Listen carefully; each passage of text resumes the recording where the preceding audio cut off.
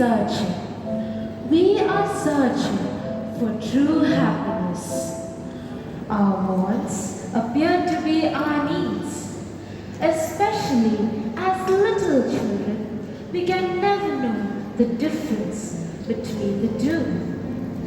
This is the story of an orphan named Phineas Taylor Barnum. Since childhood, little Barnum went about helping his poor father, who was a tailor by profession.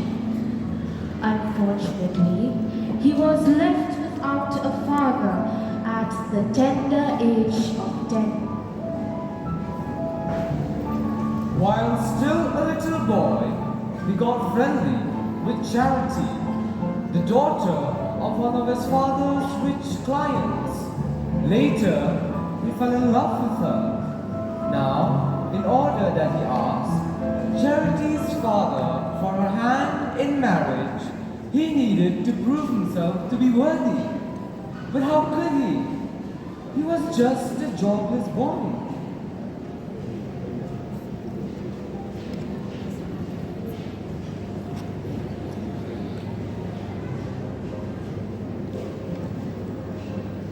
Having worked hard for a few years and earned sufficiently, at least to have a rented roof over his head, he took the courage to approach Charity's father for his daughter's hand.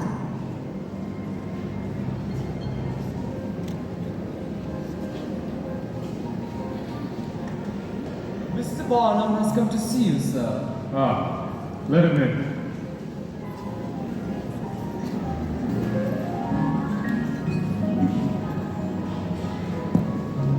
Sir, I know I don't come from much, but I promise you that I will take care of your daughter and I will give her a life as grand as this one. I'm sorry, Father. I wish things were different. You know, you do not have to do this. I have to leave now. Goodbye, Father.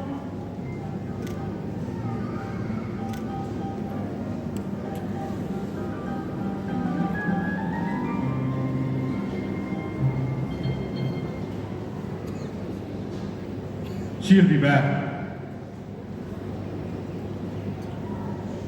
Sooner or later, she will get tired of the life of having nothing.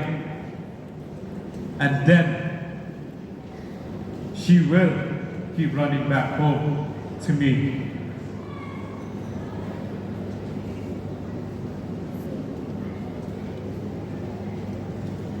You would come for me. With arm without.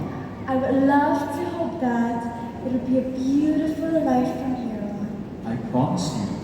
But I'm still anxious. I do not know what our future is going to be like.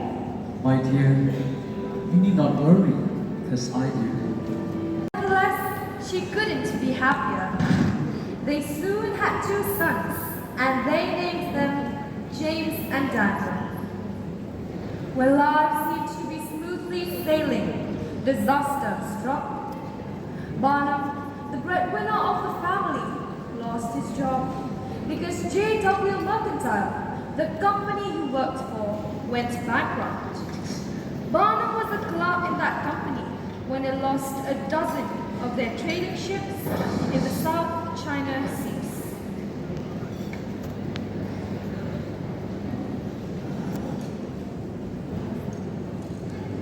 Hello, honey.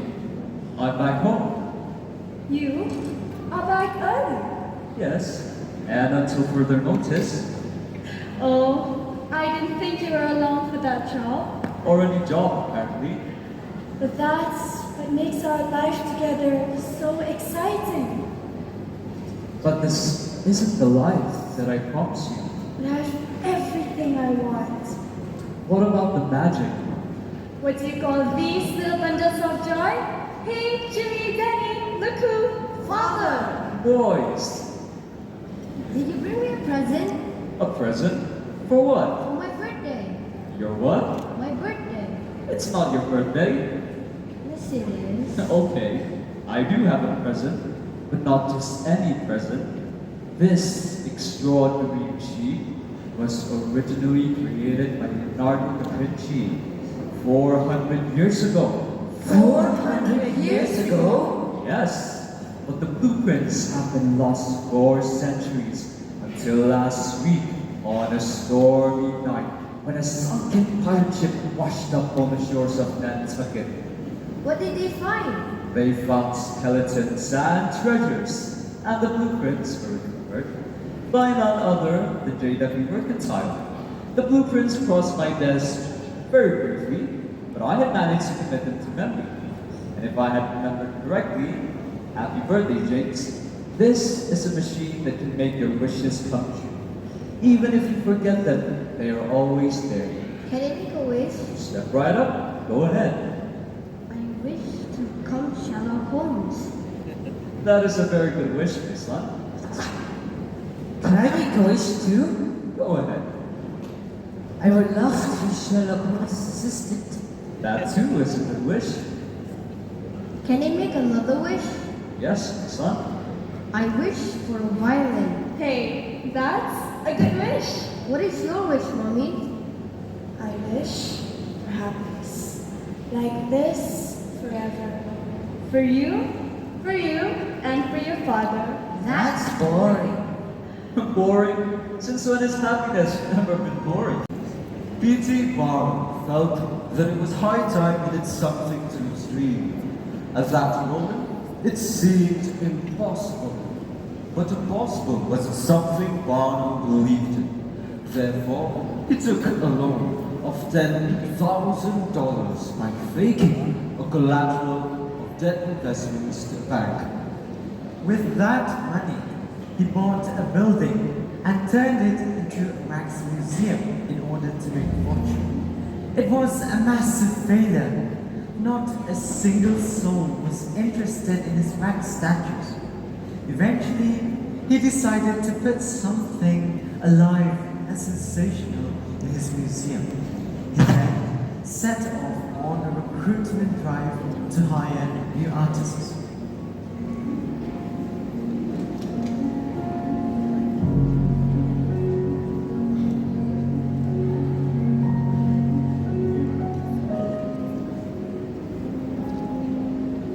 Excuse me.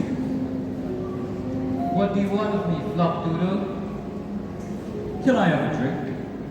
Wait a minute. You're Charles Stratton, aren't you?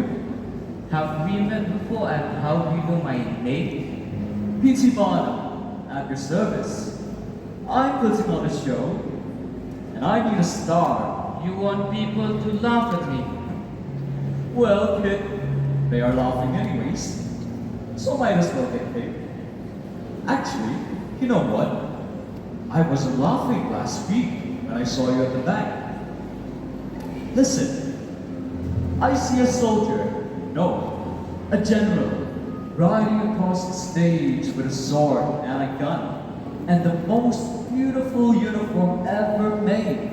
And people come from all around the world to see him. And when they see him, they won't laugh. They will salute. Is that a promise? You have my word, soldier. How can I have that drink of mine?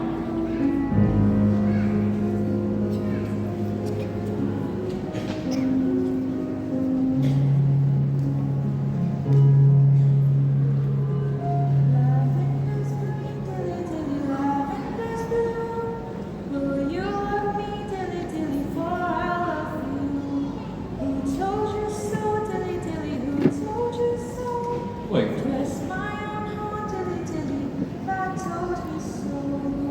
who's that?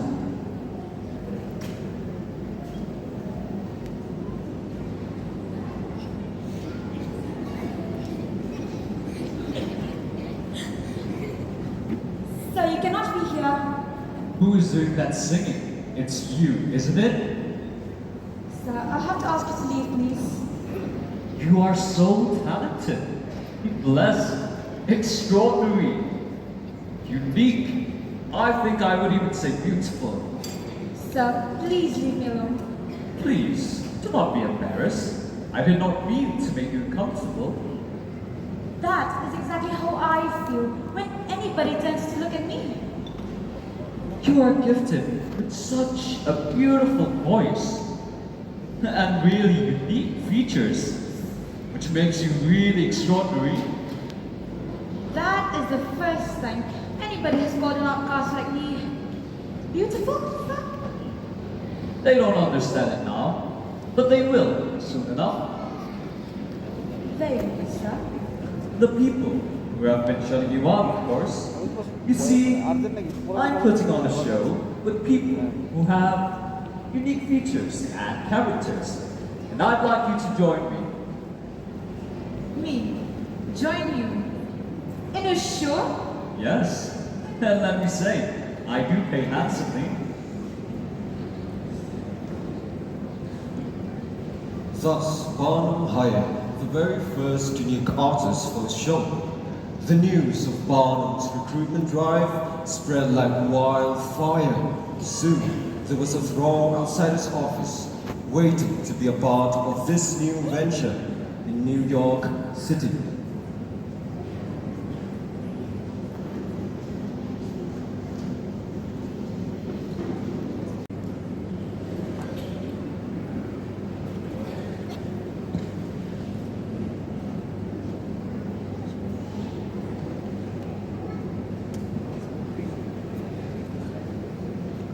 There's quite a crowd outside, O'Malley.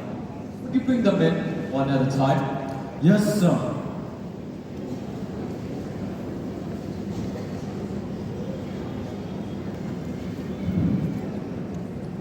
Okay. And a pretty wheeler. Brother and sister? Great. And what do you do? Please, sir. Trapeze? Okay.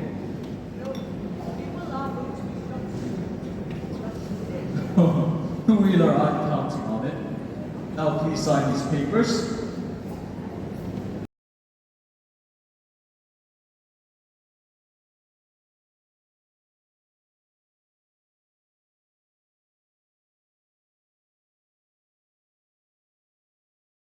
Should I bring in the next lot? Yes, O'Malley.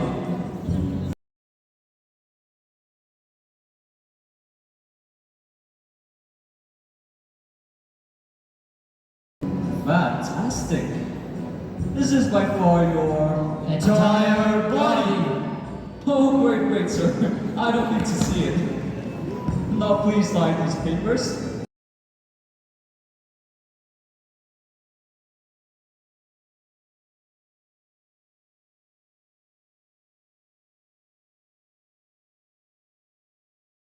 O'Malley. Yes, sir.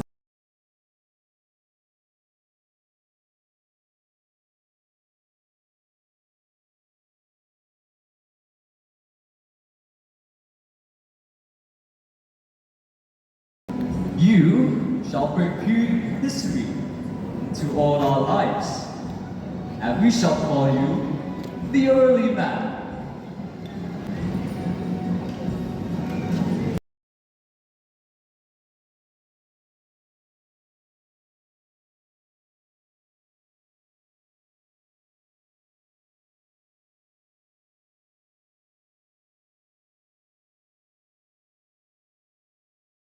Well.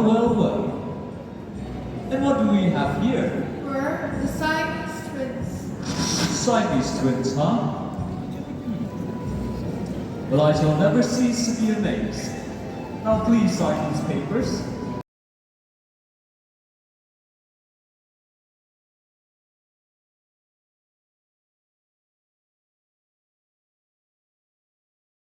Next, O'Malley. Yes, sir.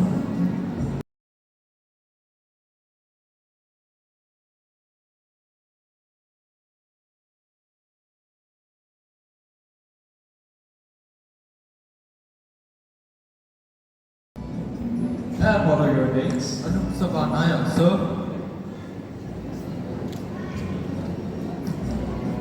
Yes. I think we shall change those names.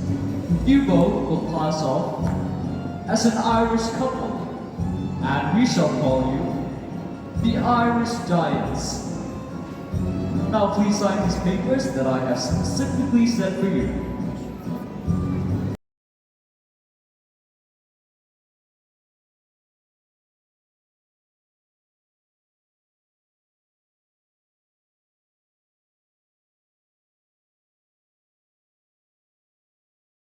Can I just ask how heavy you are? Should I be the one asking you that? I prefer not to say it. Just between you and me. 500 pounds. 750 pounds? Is that what you said? 750 pounds, world's happiest man. Well, I'm so glad to have you on the show, sir. Please sign these papers.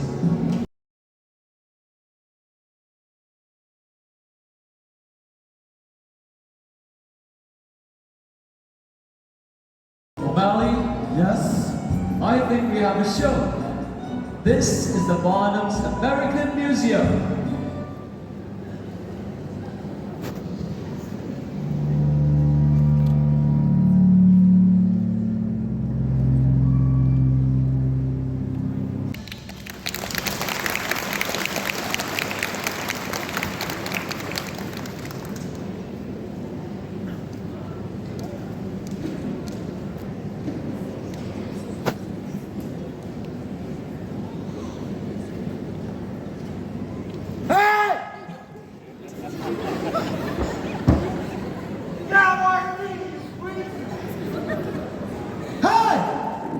You don't want the chance in New York? Hey! What's going on here? This is quite enough, sir. O'Malley, take them out, please. Get out, man. Get your wits off me. Don't touch us. Freaks!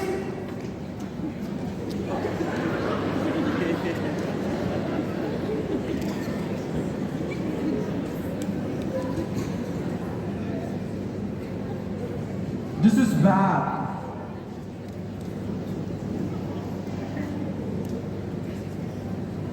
The Barnum Museum? A primitive circus of humbug. Let me see that. Criminal. Degrading. Circus. Out of all these names, O'Malley, I think I actually like circus.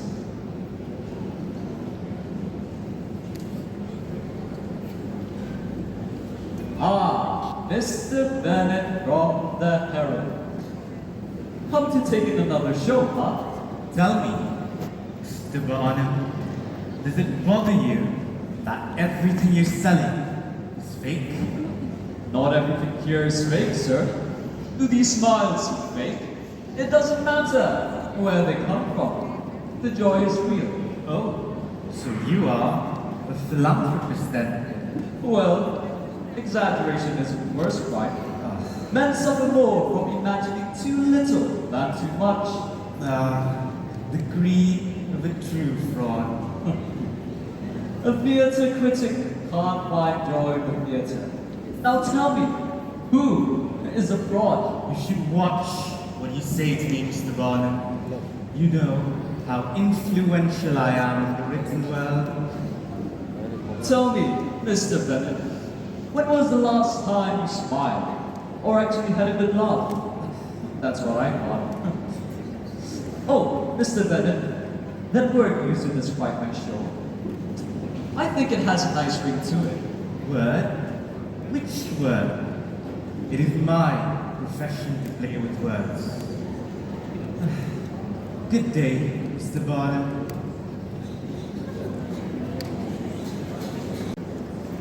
P.T. Barnum felt a surge of satisfaction with his first successful show.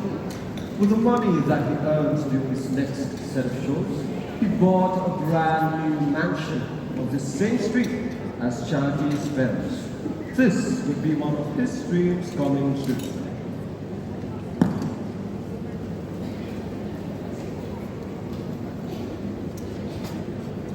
This place hasn't changed much, has it?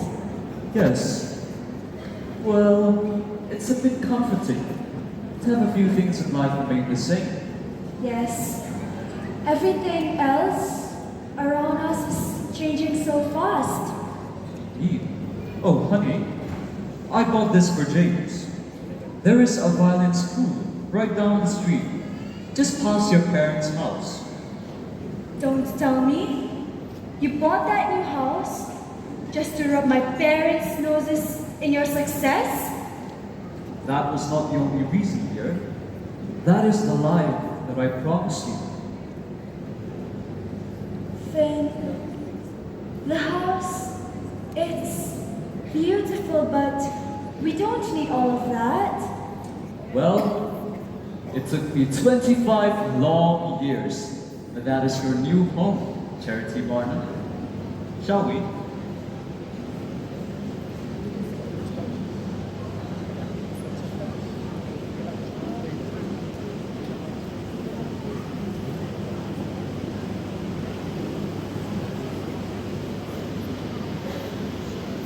Even though the Barnums have become rich, they continue to be looked down upon by society.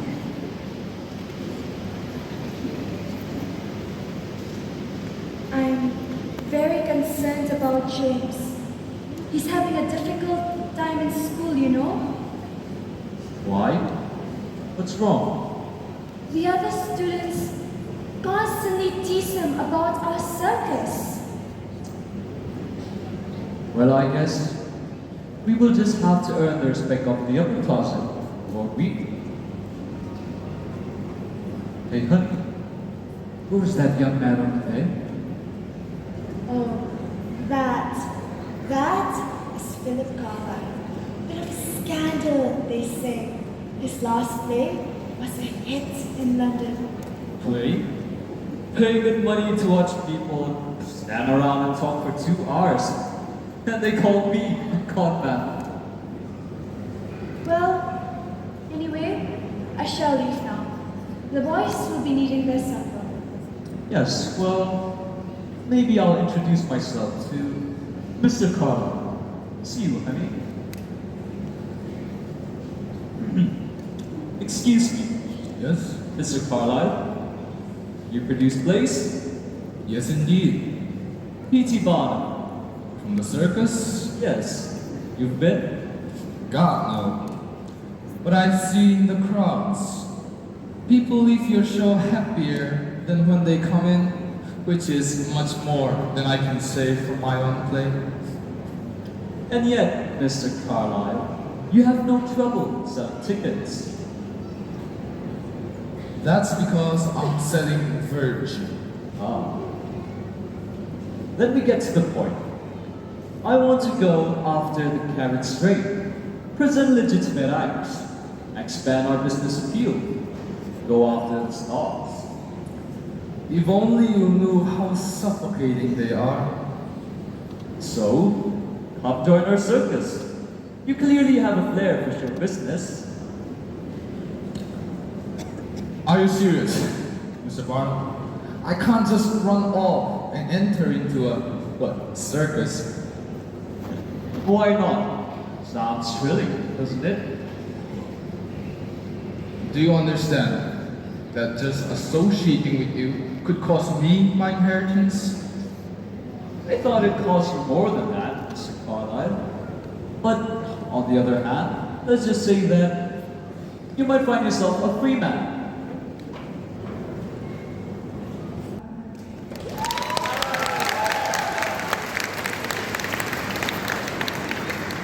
Mr. Barnum, a junior partner. What I have, Mr. Carlyle, is an overcompensated apprentice.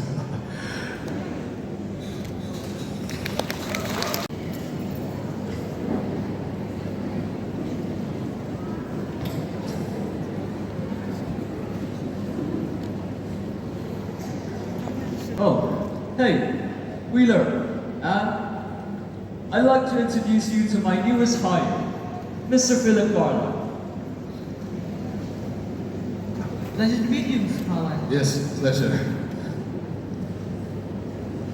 And what is your act, Mr. Carlyle? I don't have an act. Well, everyone's got an act.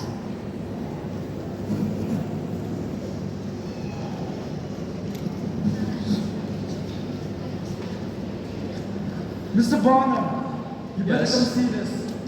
The papers have a bit of nasty element. Shame on the city. The protests amend Mr. Barnum's reputation as a reviewer of the offensive and indecent. Offensive and indecent. How could Mr. Bennett say such a thing? But you know, Mr. Barnum, I am blushing. No, we're blushing. Why do you care what Mr. Bennett thinks? He's just an uptight snob. Yes, but all the snobs in New York are reading him. He does their thinking for them. Whatever happened to the thriving of controversy? Yes, well, hey Carlyle, Yeah? do you have any thoughts on this? As a matter of fact, I do. The master of the household has it in the command of the Queen to invite Mr. Phineas Barnum and his theatrical troupe to a reception at the Buckingham Palace. The Queen Victoria, is this for real? I have to pull a few strings. If you want society to accept you, you might as well start from the very, very top. Well, Mr. Carlyle, are we all invited? Well, I guess I'll have to tell the Queen that either all of us go or none of us will. The Queen of England?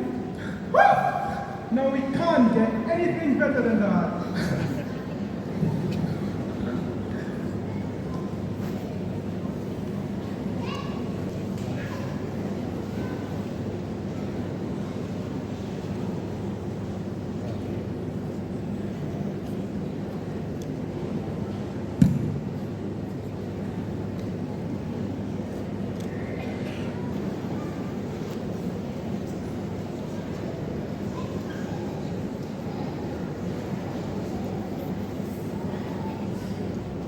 Barnum, Carlyle, and the entire circus traveled all the way to England to be honored by the Queen. This momentous event would be the precursor to a new phase in the life of Phineas Taylor Barnum. This event proved to be an achievement for Barnum's tarnished image.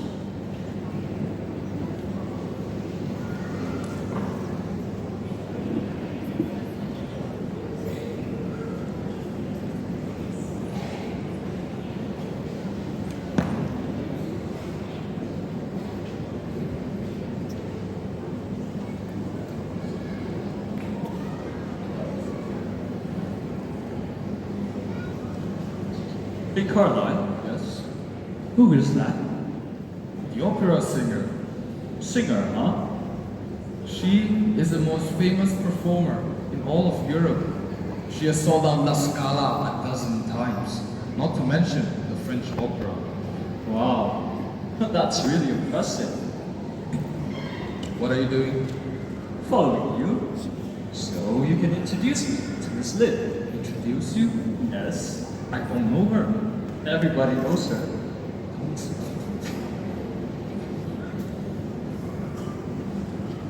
Miss Lynn, my name is Philip Carlyle, and this extraordinary gentleman next to me, Phineas Taylor Barnum, the pleasure is mine.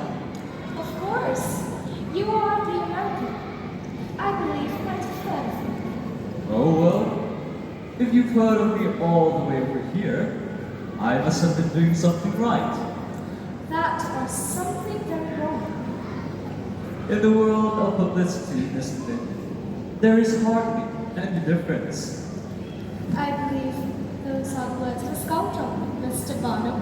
A show, Miss Lynn. Just a show. Lives on my side of the Atlantic. If you say so yourself. No, I do, but I don't have to. Oh no, it's absolutely one of the best. That's very kind of you, Mr. Carlyle. Now, let me get to the point. I would like to bring you to New York, and if you agree, I will make you the most famous singer, not only in Europe, but in the entire world. And have you heard me sing? Absolutely. No, I haven't. But like mine, Miss Lynn, your reputation precedes you.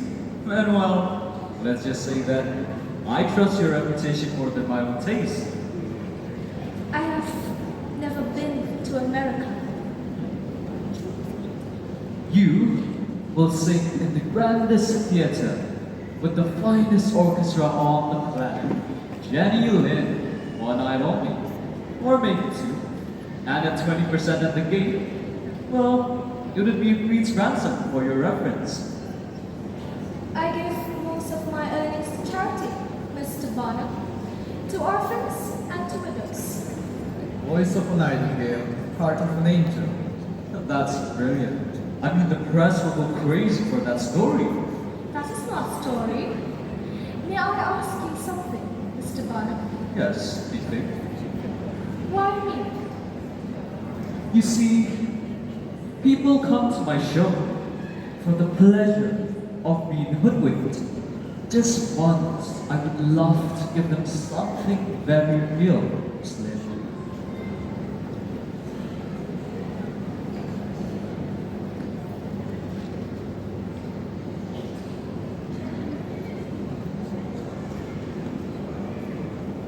Jenny Lind accepts Barnum's offer to sing at the grandest theater in New York City.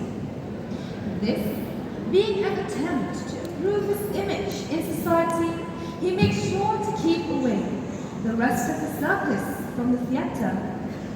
However, Barnum wasn't quite sure of how good Jenny Lind was.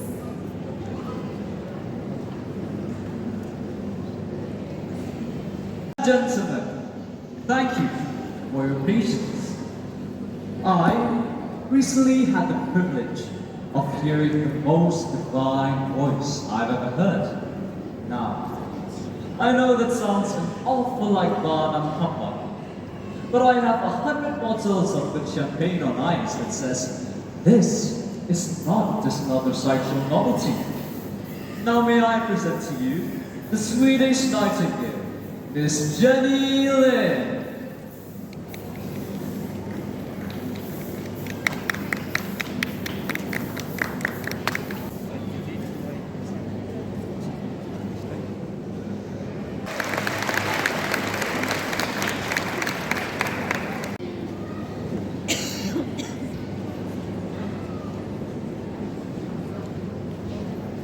Barnum, Oh, Lord, that lady can sing. I know, right? You think she likes a man in uniform? Yes, I'm sure she does. What are you guys doing here? Don't you have a show in an hour? Well, we have at least enough time for us to have at least a few drinks, right, guys? Come on, Mr. Barnum. No, let's. What? I can't have you mingling all here. Who's going to pay admission if you're all out here for the world to see? Have a great show, you guys. Come on, please. What? Come on. Please, go back. O'Malley, please, take them out with you.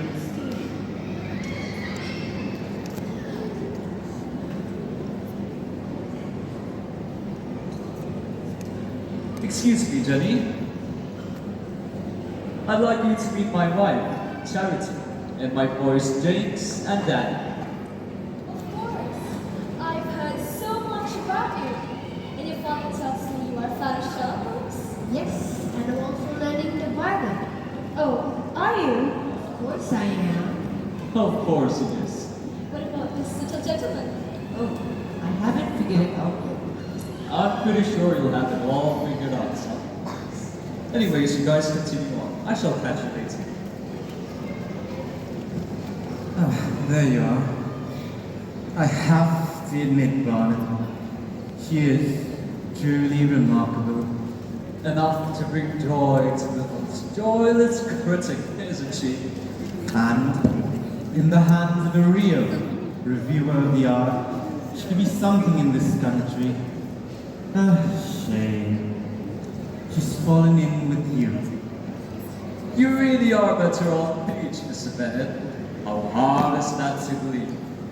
Mr. Barnum, that attitude of yours is bound to bring about your downfall. And you will have to watch everything you've built crumble before your eyes. You know what they say, pride comes before a fall. Good day, Mr. Barnum.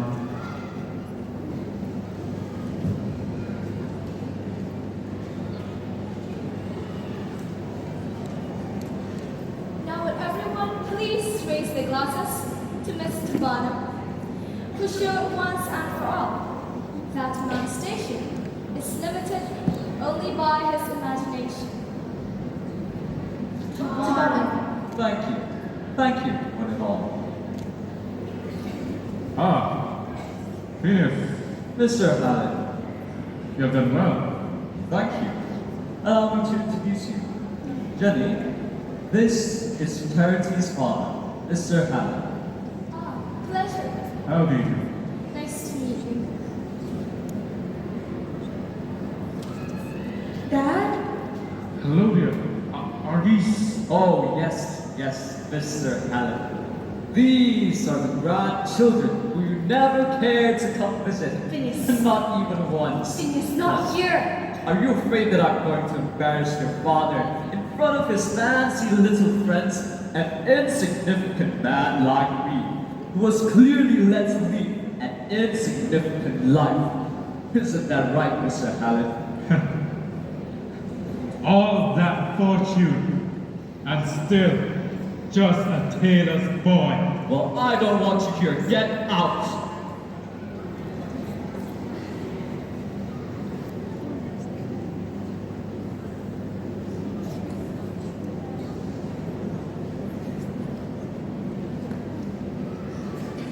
Well, Phineas, I believe I told you.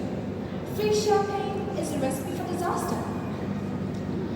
It's hard to understand wealth and privilege when you are born into it. I sometimes don't feel like I belong here.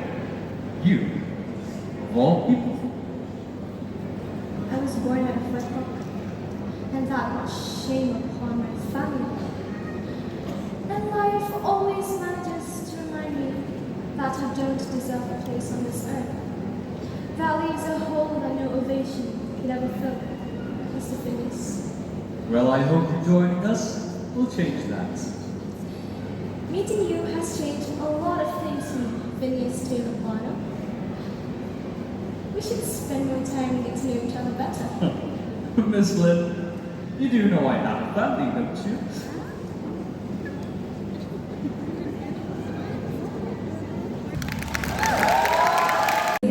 To implement newer ideas and make his show successful was trying out newer, eccentric tricks. There was nothing that could stop him from realizing his dreams. Being thirsty for innovation and hungry for success, he was determined to never be known as the tailor's boy. Why don't you just do more shows in New York? Why do you need to tour the country? Carlyle, why did Napoleon march on Russia?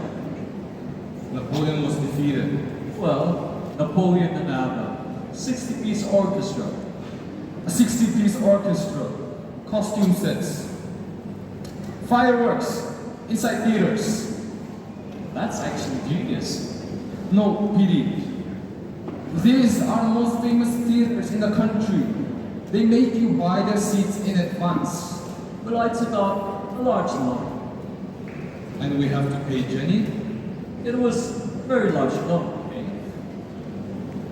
You are not going to see a penny of profit until your, 40th show?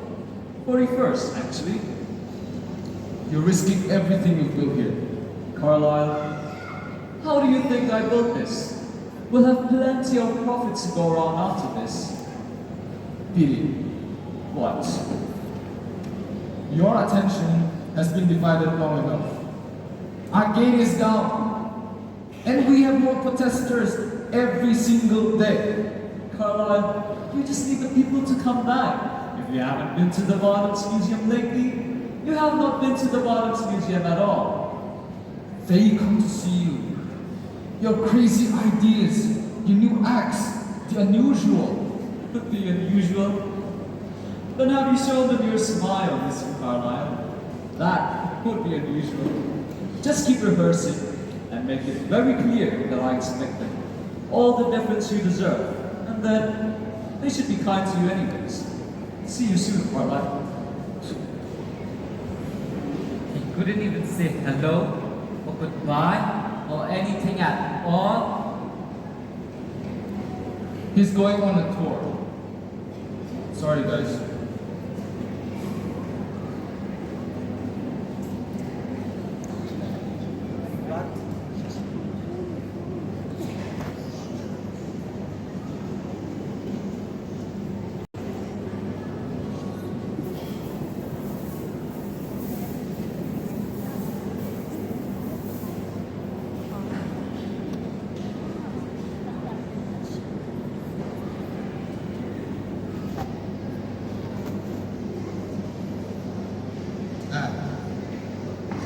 They are small-minded people.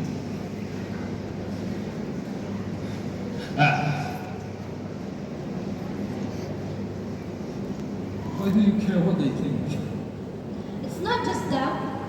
You've never had somebody look at you the way your parents looked at me. The way everyone would look at us.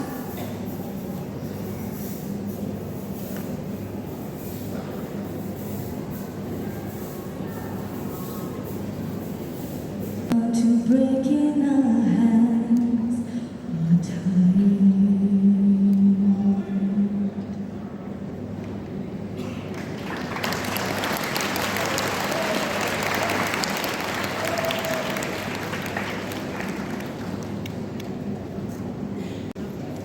Barnum was now getting ready to tour the country along with Jenny Lind. This would turn him into a celebrity and a superstar who would be respected by the high brass. Whereas life didn't seem to be the same for Charity.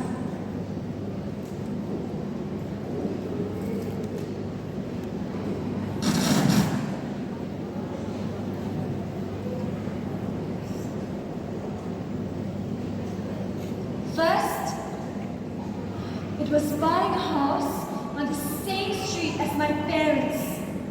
Then, meeting the Queen. Then, bringing Jenny Lynn and my father the other night. When will it ever be enough for you? I'm doing this for our boys. Look around you. They have everything. You don't understand. I do. No, you don't understand. I mean, how could you? My father was treated like dirt. I was treated like dirt. My sons will not be. Finn, you don't need everyone to love you. Only a few good people. Yes, I know that.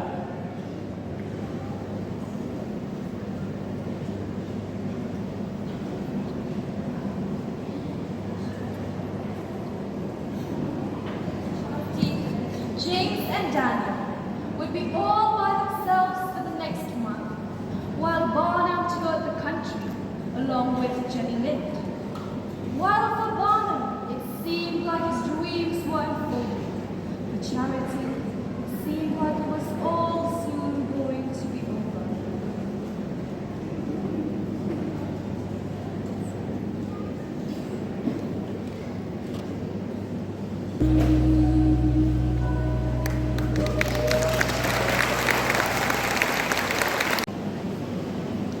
It is as though we've learned for the first time what singing really is. Miss Lynn deserves our nation's highest esteem and lavish ovations. Aren't these the words they used to describe you? Well, I mean, The world at our feet, Mr. Barnum.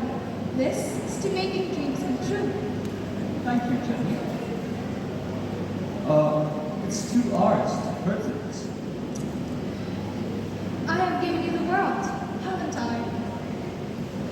I'm sorry. I think I should go. Maybe I have become a distraction. You should finish the tour without me. What? So you're leaving? Well, the schedule is running out. So that's it? What do you mean?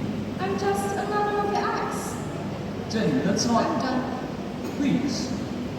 Jenny, you have to finish the tour. Must I? Yes. Well, it will ruin me. Ruin you? When you're careless with other people, Mr. Barnum, you bring ruin upon yourself. But I have risked everything. Well, so have I. And it seems we've both lost.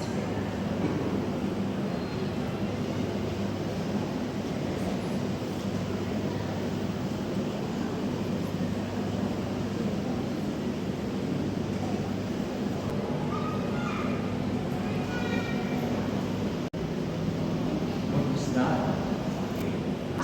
Let's get by.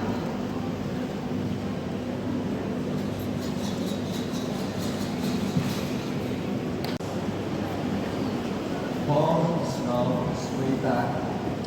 Charity, James, and Daniel came all the way to the railway station to receive Barnes, who would be returning from Strenuous Work. Boys, look how big you've grown. Did you miss me? Yes. Will you help your father? Hello, dear.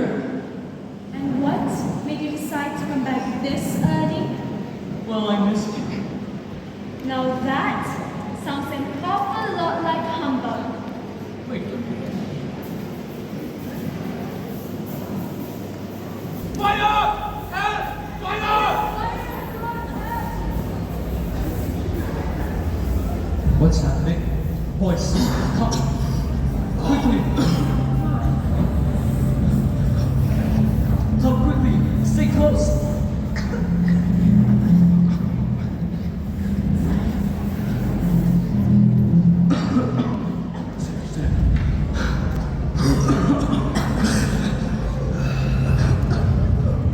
Everyone, stay close.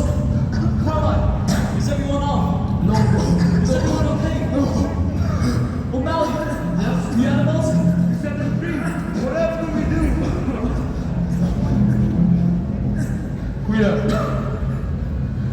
Where is Anne? I haven't seen her. Yes. Where is Anne?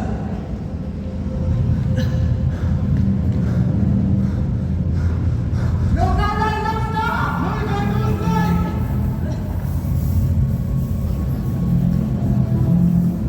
Rita! Carlyle! Anne is over here! Boys, stay back. Stay back there. I'll be back as soon as possible. Carlyle! Anne is over here!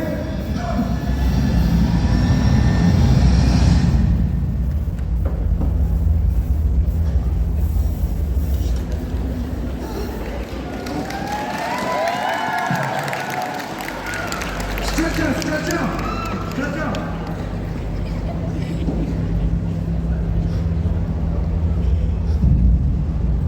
He's taken the last one, but he's still breathing. Check his pulse.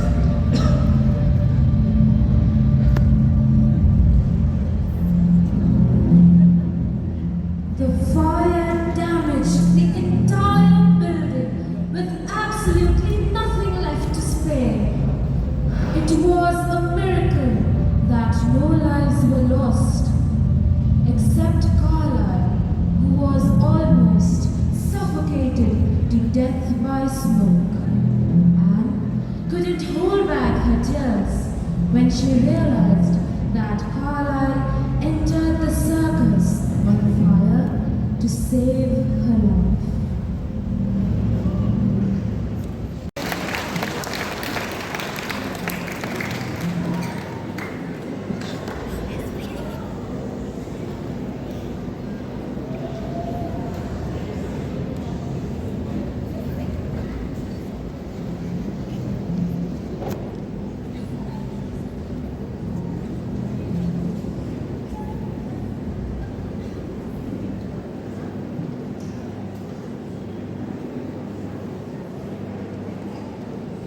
liked your show, but I always thought the people did. They do.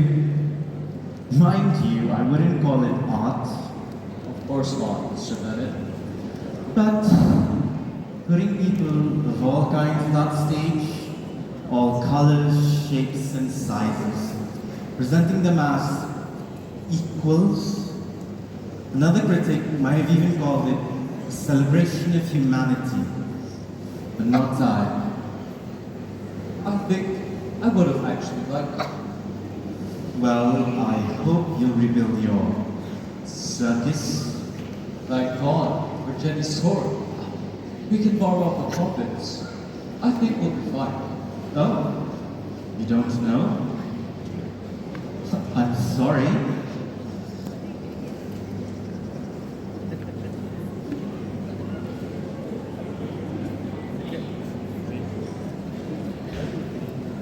Charity? Wait a minute. Where are you going? I don't want to talk to you. Why? It's on the cover of every paper in New York. You and that famous Jenny.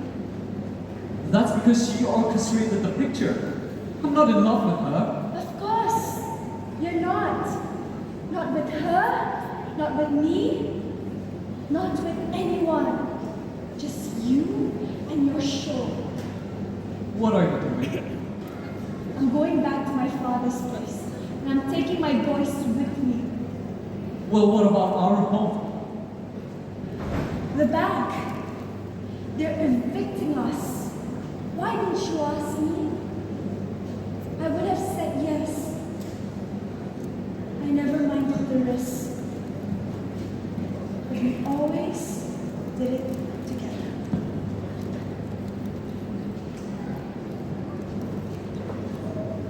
Goodbye, Father.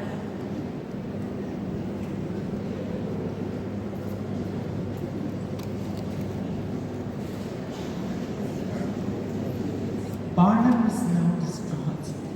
He lost everything that was dear to him, beginning from the circus to Jennyland, and now his wife Charity and his sons James and Daniel.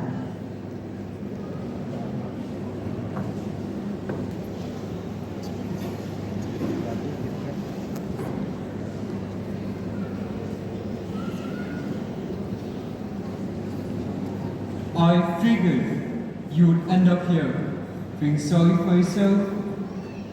Folks, see. If you've come to get paid, the money's gone. All of it. Nothing left to give.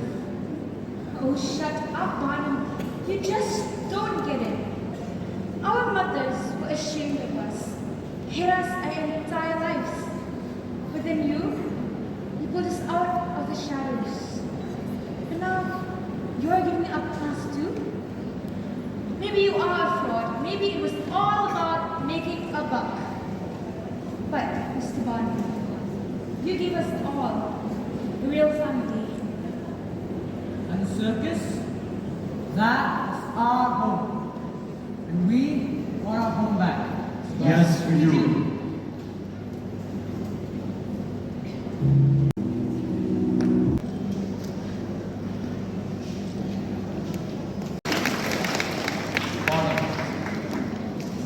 The bank said no.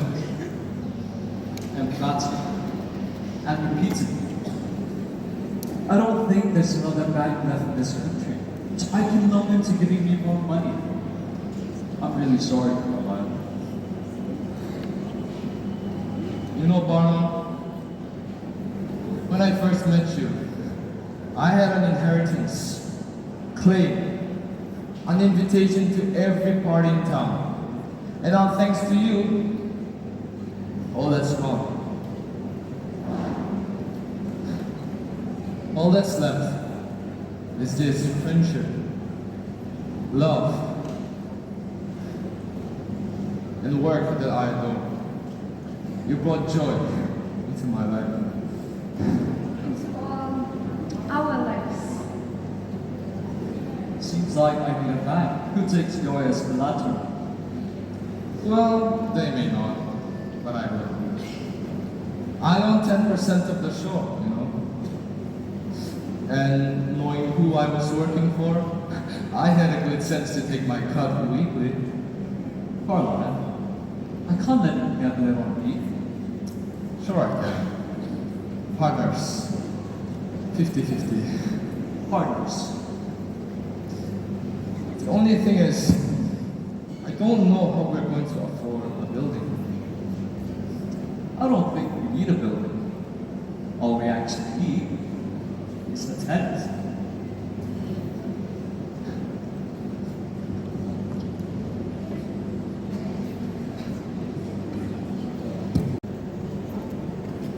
The trials and tribulations of the past few months did little to deter the spirit of Phineas Barnum and strange but fantastic troupe. The circus was restarted with more acts and finer performances. The Barnum American Circus went on to become a trailblazer in the world of showbiz.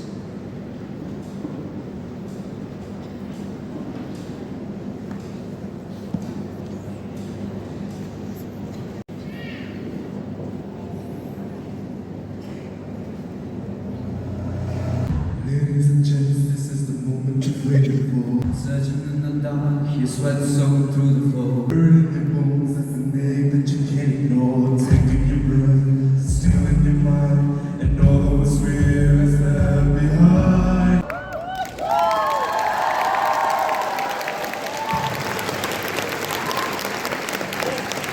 Ladies and gentlemen, that was the Anthony's version of The Greatest Showman.